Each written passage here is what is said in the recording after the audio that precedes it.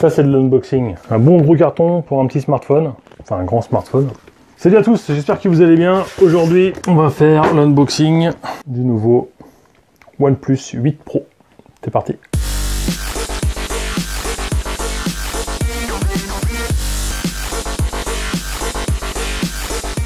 Donc très gros unboxing, hein. On peut voir que OnePlus a mis les petits plats dans les grands. Quand je l'ai reçu, le carton était énorme. On aurait pu mettre 3 boîtes de chaussures dans le carton tellement il était énorme. Je me suis dit mais qu'est-ce que c'est que ce truc? Et en fait c'est juste pour le téléphone.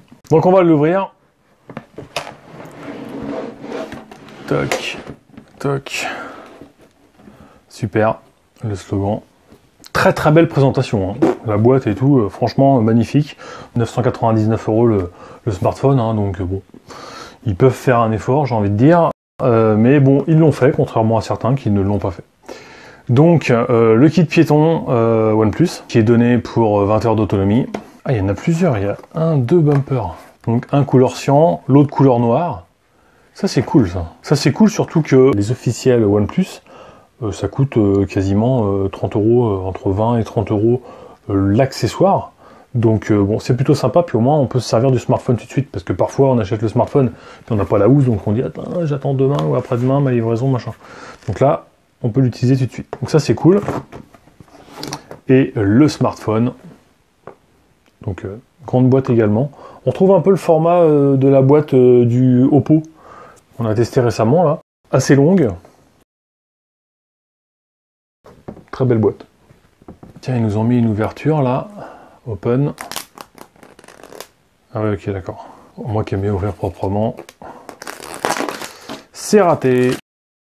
Vous avez la fiche technique. Qualcomm, 12 Go de mémoire vive, 256 Go de mémoire. Moi je l'ai pris en glacier vert. Dolby Atmos. Voilà. Elle est belle la boîte, hein.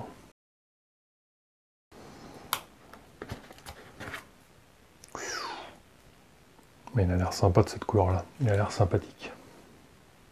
On va le mettre de côté. Alors, qu'est-ce qu'il y a dans la boîte? Là, il y a un petit tiroir. Petite trombone pour le tiroir. Quick start, machin. Ok. Ensuite, on a encore un bumper en dessous. Ça, c'est cool. Toujours avec le slogan. Universal. Donc, ça vous fait 3 bumpers, 3 housses. Ça, c'est cool, hein. Franchement, c'est celle-ci que je préfère, parce qu'en fait, vous pouvez toujours voir la couleur du smartphone que vous avez choisi derrière, et en plus, ça grippe relativement bien. Donc là, c'est sympa qu'ils aient mis le petit slogan dessus, c'est cool. Le câble USB Type C, le gros chargeur rapide. Donc chargeur rapide, on est sur du 30 watts. OnePlus donne 50% de charge en 23 minutes. Et il ne faut pas oublier que désormais, le OnePlus 8 Pro à la recharge sans fil, contrairement à son petit frère de l'année dernière. Donc ça c'est plutôt cool. Par contre au niveau de le temps de recharge, c'est un petit peu plus lent. Il donne 50% en 30 minutes, soit 7 minutes de plus. C'est pas énorme. Ça fait quand même une charge rapide sans fil assez rapide. Un autre kit piéton, standard on va dire.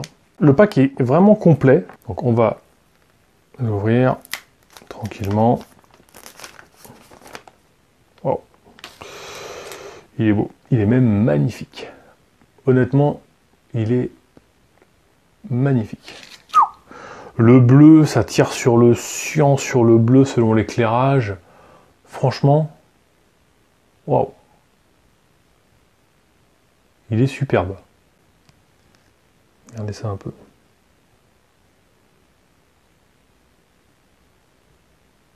La prise en main a l'air bonne. Bon, les angles sont assez arrondis, un petit peu comme le S20 Ultra. La partie de l'appareil photo dépasse quand même pas mal, hein.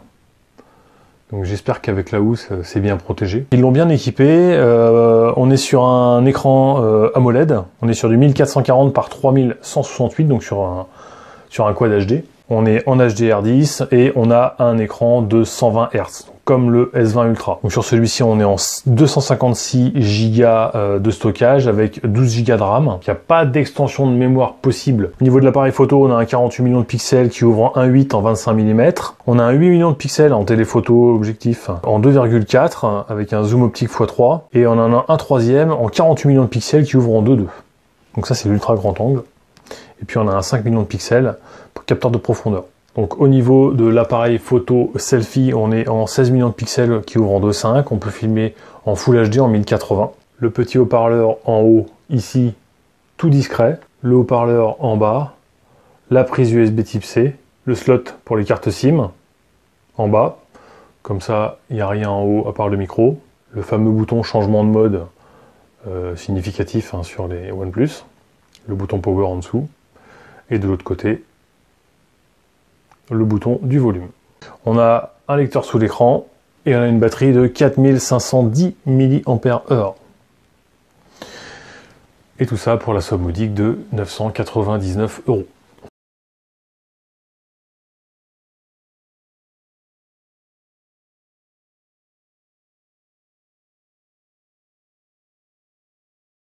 Au choix de la gestuelle, ou alors des boutons. Donc on a un très bel écran.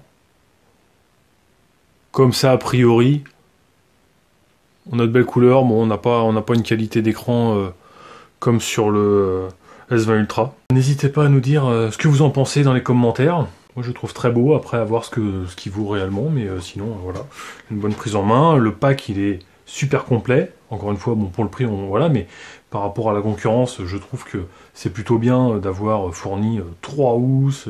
Voilà. Après, il faut que la couleur vous convienne, etc. Celle-là, moi, je suis pas fan, à part si elle rappelle la couleur d'origine du smartphone, mais je vais pas me trimballer avec ça. Celle-ci, ouais, pourquoi pas. Elle est pas mal, elle est noire. Mais bon, je préfère la transparente, comme ça on voit vraiment la couleur du smartphone, qui est vraiment très très réussi, je trouve. Laissez-moi vos commentaires, un petit peu savoir ce que vous en pensez, si vous trouvez qu'il est trop cher, si vous trouvez que c'est un digne concurrent de Samsung, d'Apple, etc. Moi, comme ça, je le trouve très bien. Après, ce que je regrette, c'est qu'il y a une marche arrière, qu'on se retrouve avec un objectif photo qui perce l'écran, alors que l'ancien, il y avait une caméra pop-up. Au niveau de la navigation, je trouvais ça top, puisqu'il n'y avait plus rien qui nous embrouillait, il n'y avait plus de notch, il n'y avait pas de trou de caméra, etc. Et je trouvais que c'était le top. Après, c'est mon avis, dites-moi ce que vous en pensez en commentaire également. Bon, plus qu'un stylet.